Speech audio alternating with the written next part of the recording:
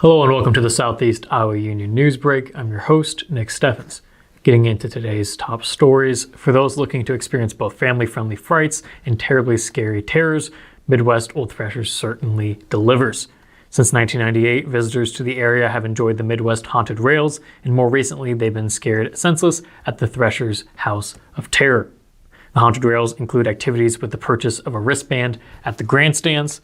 Guests are invited to experience the Ghost Train of No Return, bouncy houses, the Haunted Carousel, the Ghostly Trolley, and Scott Amusements Carnival. Rides on the Ghost Trail and Haunted Carousel are unlimited. Haunted treats and hot drinks are available from Main Street, Mount Pleasant, Old Fashioned Kettle Corn, The Grange, Scott Carnival Food, and Owen Slow Barbecue. The Haunted Rails have one weekend under their belt for the 2022 spooky season, but there are plenty of opportunities for this family-friendly event October 21st, 22nd, 28th, and 29th. Hours of operations run from 6 to 10 p.m. on Fridays and 6 to 10:30 p.m. on Saturdays. Tickets are $15 per person, and the last tickets are sold 30 minutes before closing. While credit cards are accepted to purchase entrance to the Haunted Rails, cash is necessary for food and game purchases. If the family-friendly frights of the Haunted Rails aren't enough, Thrasher's House of Terrors may be a better fit. For over 16 years, House of Terror has frightened visitors to the Mount Pleasant attraction. House of Terror is a volunteer-ran haunted house for the nonprofit Midwest Old Thrashers. To continue to provide unique scares every year, a core committee comes up with new ideas and themes for the different rooms, and for 4 weeks before opening day, the haunted house crew creates the scare. They build, prop, and light 12,000 square feet in those 4 weeks. The actors inside the House of Terror will not touch the guests, however, they do get very close. Thrasher's House of Terror will remain open October 20th through 22nd and 27th through 29th.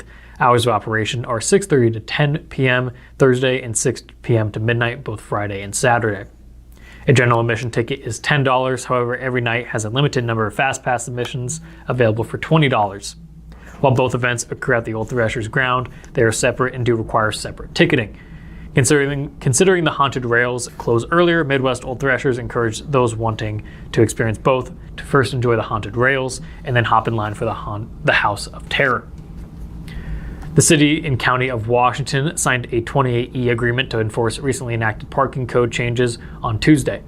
The arrangement authorizes the county to hold back a vehicle's registration renewal through the Treasurer's office when its parking ticket from the city goes unpaid for at least 90 days. The move comes from around a month after the city changed its parking codes, which previously did not authorize alternative enforcement options like 28E agreements. Washington County supervisors approved the agreement at their own meeting Tuesday morning, where Police Chief Jim Lester said it would only apply to tickets given after mid-September when the municipal code changes took effect. Washington County Treasurer Jeff Garrett said the agreement requires enough work from his office to justify a $5 administrative fee to the city, but would not otherwise burden department staff. The enforcement mechanism only works for a vehicle's registration in Washington County, as others would not be under the local system's jurisdiction. That means there are still some loopholes in the system. City of Washington begins sidewalk inspections on Friday, determining which parts of the community's walkways need repairs to promote health and safety. This year's inspections would focus on the city's second quadrant. The second quadrant is roughly the area east of 2nd Avenue and north of Washington Street, according to city planning and zoning official Jeff Dua.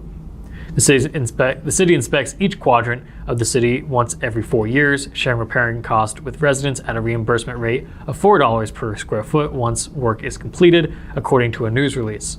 Some areas may need extra work to become compliant with Americans with Disabilities Act. In those cases, the city said it planned to assist with layouts and supply paneling for curb ramps. Contractors began concrete patching on East Washington Street and South 2nd Avenue in Washington Monday, limiting east side traffic to one lane in and out of town via Highway 92. Iowa DOT District 5 residential construction engineer Derek Beisler said the project was expected to last until November 1st, citing a contractor's estimate as of Tuesday morning. The project will patch one lane at a time, going each direction so as to not block any roads entirely. Portland Cement Concrete patching aims to address cracked surfaces before water and seasonal changes can cause more disruptive damage. While it won't fix every crack in the road, Beisler said that the $256,000 project, funded entirely by state dollars, would prevent blowups for now, which would otherwise require worse road closures to fix. While it's inconvenient, Bilzer said timely patchwork was the best long-term solution. That was the top stories. It is now time for obituaries. Scott Higley of Washington passed away on October 17th at the age of 59. Jones and Eden Funeral Home was in charge of the arrangements.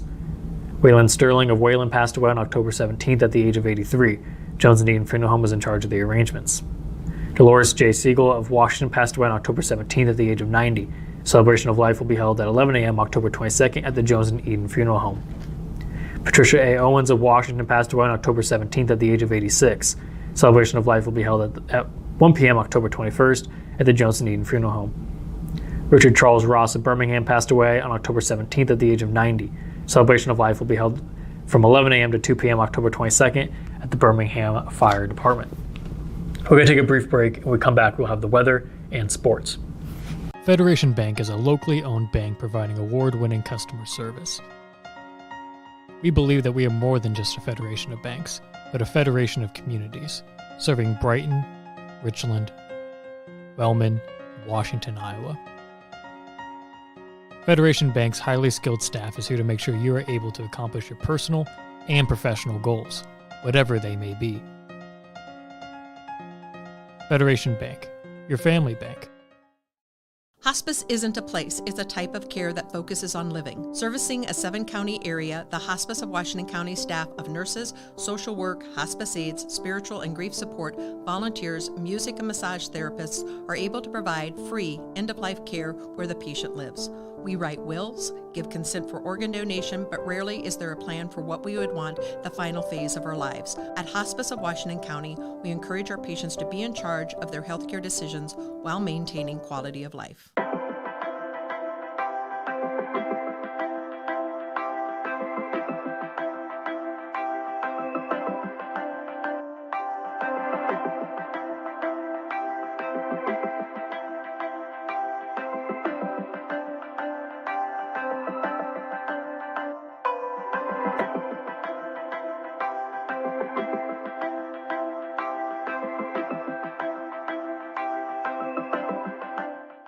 At the Capper Auto Group, we put our customers' needs first and understand that everyone is as different as the vehicle they select. We offer new Ford, Chevrolet, Buick, GMC, Jeep, Chrysler, Dodge, and Ram vehicles in a friendly environment that puts you in the driver's seat.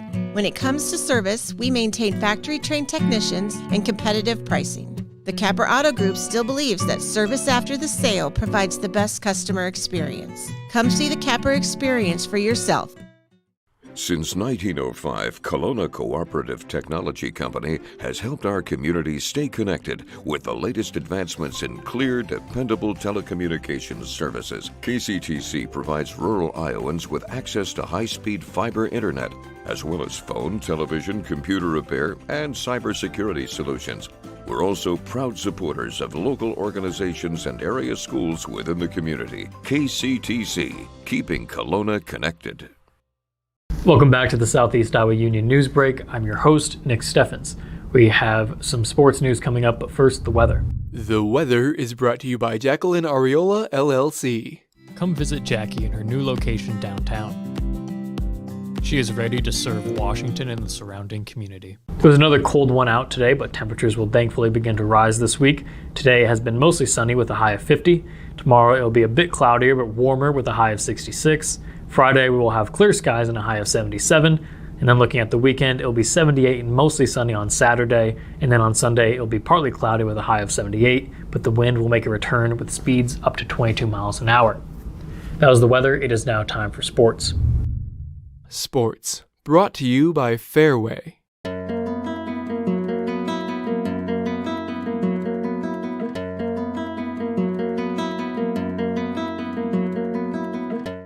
Burlington has had Mount Pleasant's number on the volleyball court this season, to say the least.